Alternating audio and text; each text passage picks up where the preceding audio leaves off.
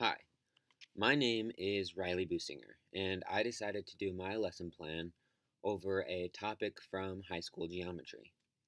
I thought this content area would be fitting because I want to teach high school math, and I'm currently in a geometry course at PH, so the material is fresh in my head, anyways.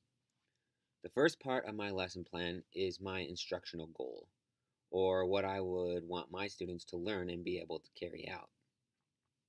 The objective I chose is centered around trig ratios, such as sine, cosine, etc., and being able to use them and the Pythagorean theorem to solve right triangles. The next thing I included in my lesson plan were some common characteristics of many students in the 10th grade.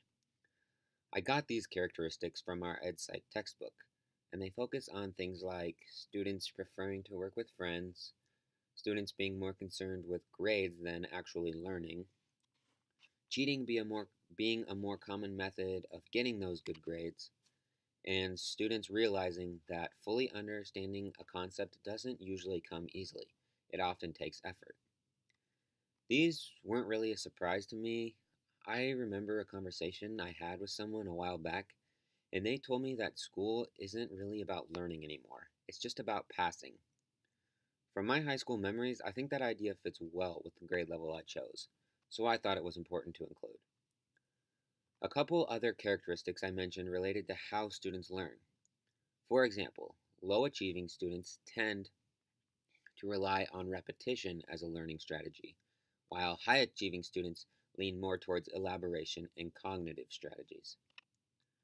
The next thing in my lesson plan is stuff that students should have already learned that will be used to master my lesson. You don't want to teach a concept that builds off of something your students haven't learned yet, so I think it's a good idea to note what your students should already know. I also included a list of key terms that would be used throughout the lesson because it wouldn't be good to overlook some vocab that students aren't familiar with because then they wouldn't be able to follow. I think it's a good idea to be aware of things that many students don't understand or understand very well, so I included a common misconception as well. The last thing in my lesson plan is the sequence of my lesson, which begins with a review of the Pythagorean theorem, since it is something that students would have previously learned and it will play a key role in carrying out my lesson. To do this, I decided to draw a few triangles on the board that are missing the length of one of their sides. I would have students come up to solve for the missing side using the equation a squared plus b squared equals c squared, which comes straight from the Pythagorean theorem. From the prior academic knowledge, students will have to know that C is the longest side, or the hypotenuse, and A and B are the other sides, or the legs. Reviewing important concepts will get those concepts back into the working memory so that the students will be able to make a greater connection between past material and new material.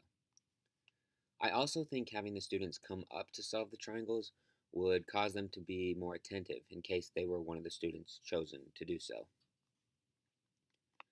After refreshing important concepts, the next thing I would do is introduce the new material, beginning with the trig ratios of sine, cosine, and tangent.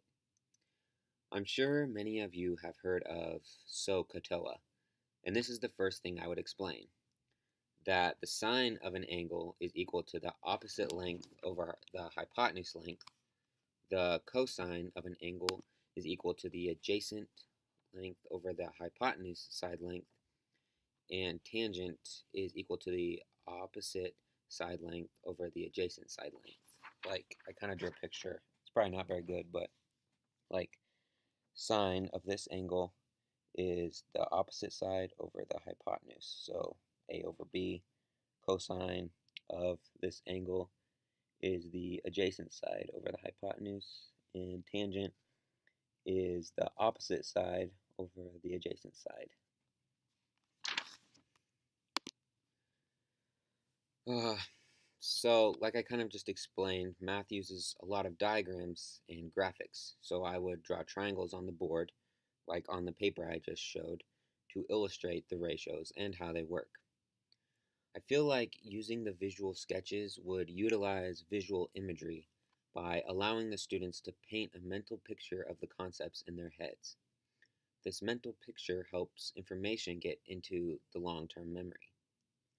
After demonstrating sine, cosine, and tangent, I would teach in the same visual way that cosecant is just the reciprocal of sine, meaning it is just the hypotenuse over the opposite side, or sine flipped. And in a similar manner, the secant is just the reciprocal of sine, and that cotangent is just the reciprocal of tangent. I drew these as well. See, it's just cosecant would just be hypotenuse over opposite instead of opposite over hypotenuse. You just flip them. Same with the other two. And I would just explain that using fractions and diagrams written on the board. After I've introduced all of the new material, I would create groups of 2 or 3 students and give each group a triangle to solve. Letting the students work with others would motivate them to participate, like I mentioned in the characteristics of 10th grade students. This will also help develop their social interactive skills. While the students are working on their triangles, I would walk around and give pointers or guidance to any of them that are having trouble. This would not only allow me to touch on aspects of the lesson that certain students didn't understand, but also it will give me an idea as to how the class understood the lesson as a whole. Once all of the groups finished solving their triangle, I would give each student a worksheet over the lesson. Practicing the material would deepen their understanding of it and help the concepts sink in. I would let them work on their worksheet for whatever time is left in the class period and have them finish it at home or on their own time in order to turn it in the next day. Well, that's the end of my lesson. I remember most of my high school classes going pretty much exactly like the one that I wrote up. From a quick review of material that will be used in the day's lesson to learning the new content on the board to finishing with a worksheet. Most students don't enjoy math and hate having to do worksheets, but I feel like it was and still is the best way to reinforce math concepts. I hope you enjoyed my lesson plan. Thank you for listening.